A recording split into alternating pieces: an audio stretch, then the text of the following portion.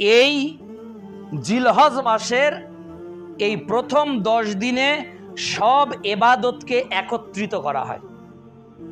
ফতহুল বারি, সহিহ বুখারীর ফতোয়া, ভাষ্য গ্রন্থ, ব্যাখ্যা গ্রন্থ এর 2য় খণ্ডের 460 নম্বর পৃষ্ঠায় উল্লেখ রয়েছে যে এই দিনগুলোতে সব আমলকে একত্রিত করা হয়।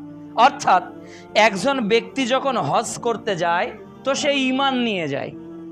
একজন ব্যক্তি যখন মুসলমান এই 10 দিন অতিবাহিত করে তো সে সালাত আদায় করে। এই 10 দিন মুসলমান যখন অতিবাহিত করে, একটু পর আসবে তার জন্য সিয়াম পালন করার বিধান, তাহলে সে সিয়াম পালন করে। 4, এই মাসের 10 দিন একটু পর আসবে দান সাদাকা করা, অর্থাৎ সে দান সাদাকা আল্লাহর পথে ব্যয় করে।